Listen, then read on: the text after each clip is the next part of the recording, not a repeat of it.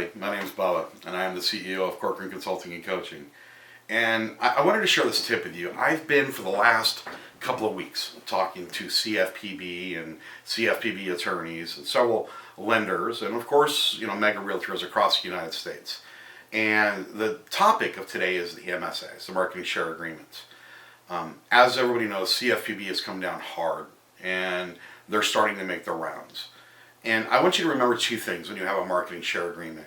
Yours might be absolutely spot on with your lender, but there might be another agent that has one that's just a little bit too shady. If a lender gets audited, it's every MSA that they have across the board. If you're in violation or they are, it doesn't really matter. And it's the same opposite side of it, because I coach on mortgage, and I used to own 2 mortgage companies and sold them. If an agent is doing shady business with somebody else, but has a clean one with me, if the agent gets audited, I still get audited. So what I want to do is I want to talk about best practices. I want to talk about how to be able to make MSAs. And a lot of mortgage companies have actually walked away from MSAs, which I kind of don't blame them in today's market, because as you know, all it takes is one disgruntled person, one disgruntled agent, because you took a deal from them, to file complaints all over the place. A consumer that felt like they were taken advantage of because you only sent them to your preferred lender. And you know what? I just want to make sure you're protected. In today's world, it's we solve problems with lawsuits, and we solve problems with guns instead of going and talking to people. So let's make sure we keep it clean. So one thing I'm going to talk about at MSA is the CFPB originally wrote the MSA under a 2-party agreement. That is one real estate company and one mortgage company. And there's this word in there, it's called proportionate amount. And proportionate amount basically means if there's 2 parties, each party pays 50%. That's how the CFPB was originally written. Now, since that time, the problem that we have is that a lot of companies have gotten real creative and said, okay, well, proportionate amount means if I get 8 people paying it, I only have to pay 1/8, and the other 7 have to pay 1/8 each. Well, that's not correct. Let me tell you what's happened. Disclosure, I'm not an attorney. I'm not here to represent you or anything else. So please just take my words under consideration. Talk to your local legal counsel from your bar, or if you have an attorney on staff. And it comes down to this. If you are taking an MSA, I want to picture a pie, all right? And an MSA is made to be a 50-50 on the pie. So you have to pay 50%, and then the other side pays the other 50%. So if you bring in a mortgage and a title company, it does not go to a third, a third, and a third. You always have to pay your 50%. And this piece gets cut in half. So you pay 50%, the mortgage company pays 25%, and the title company pays 25%. That is the cleanest way to keep from any audit ever known to mankind. The other thing you have to keep in mind is if you are under an MSA, I apologize, that is between you and your lender has to go into the system. So rule number 1, any MSAs that are done on lead generation, the lender or the title company, whoever you have the MSA with, they make their checks directly to the lead source.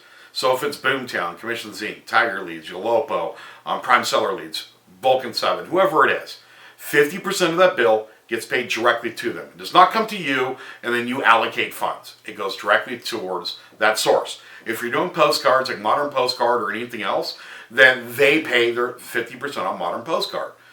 The interesting part, let me back up. So that's number 1. Number 2 is the biggest audit failure is that all parties don't utilize the leads. Let me elaborate. You as the realtor are in the back end of the lead generation system multiple times a day, if not multiple people multiple times a day, utilizing the leads that have been paid for. However, you got a mortgage company, your mama mortgage, that's been paying 50% of the leads, and they haven't logged into the system in 3 weeks, you're in violation.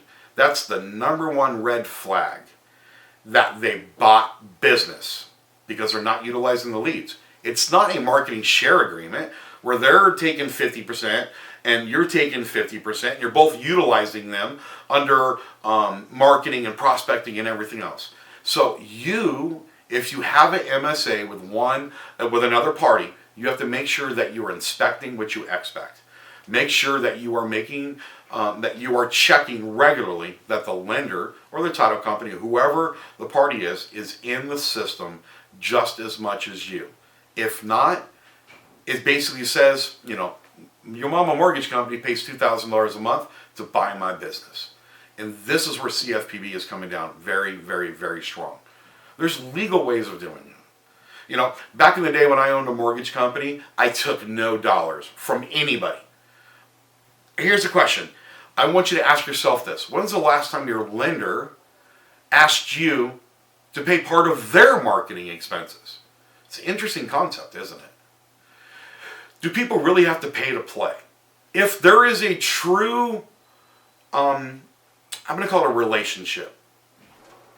When money comes involved, it's a business relationship. It's just a monetary exchange to be able to offset a cost. But if there's a true relationship with your lender, and your lender is giving you that much value, your lender is closing their properties on time, they're representing your brand, they are taking leads and giving you leads back. That's a relationship. Do you really need to open yourself up to a liability of a lawsuit? That's number one. Number two, the other thing that I like to do, and I did this for the last 25 years in real estate and in mortgage, desk space is the cleanest way of doing it. I will rent you this desk, this cubicle, and with it comes internet, Wi-Fi, you got a printer, everything else on it. What is the cost of that space? So say it's $1,500 a month. They can pay you $1,500 a month for rent space. That's the cleanest way to do it. That being said, nobody else can sit at that desk. So you've got to make sure that you are keeping it very, very, very clean. If you want to be the cleanest person, you dot all your I's, cross all your T's, everything else, it's better off having an office space that has a locked door, that person, that mortgage company can put their logo on that door. That is the money shot. That's where you can get a higher value. As a lender, I would pay good money to be in an office, have my own office in a brokerage or a large team setting, that I could give education. I would be there for everybody on the team and everybody in the brokerage. So they could come up to me. And I was known for this. If you come up to me because you have a problem with a different mortgage company, I'm still going to help you solve it. Because that's a relationship. I don't want you to move it from their mortgage company to mine. It's the same thing that if I'm the loan officer and the realtor's not doing a very good job, how would you feel me going and saying you don't want to have your realtor as Mrs. Smith, you need to go to Mr. Johnson instead? See, we are very, very narrow-sighted in today's market. This hasn't gone on for 30 years, guys. This is something that's new that's coming up here. And that's why MSAs are being so scrutinized. So again, I want you to do a couple of things. One, I want you to inspect what you expect. If you have an MSA with a second party, you make sure that second party is getting into that lead generation spot. Now, the other piece with it is get desk space. You get real creative on, well, if you pay X amount of money, then I can put your logo this big on my website, on my marketing, on everything else. Remember the word proportionate. So if you're going to do a postcard, one side's your information, the other side's the lender's information. If it's going to be a screenshot on a computer, half the screen needs to be mortgage, half of it needs to be your real estate company. So keep it clean. That's all I ask, is that you keep it very, very, very clean. Look up CFPB regulations. Look up what your guidelines are in your state through your local bar. Talk to local attorneys in regards to it. Look, I don't want to scare anybody. That's not what the point of this is. I want to give you a tip on being able to keep you as a self-sufficient, non-auditable entity. I don't want you to be audited. And that means that you're protecting the mortgage company, the title company, and your real estate company. Is it worth $2,000 a month to receive a $250,000 fine? Last time I checked with the calculator, the answer is no. So make sure you're doing it right. Make sure you're doing it clean. It's a great industry. Now, you have to remember, it has to be a team. It has to be a team. Your real estate, you can't do it without a lender. You can't do it without a title company. You can't do it without an inspector. That's your team. Treat each other as a team. Make sure that your lender's coming in and doing product updates and doing education. Title company the exact same way. And you need to be providing education to the loan officers and to the title company. That's what a team environment is.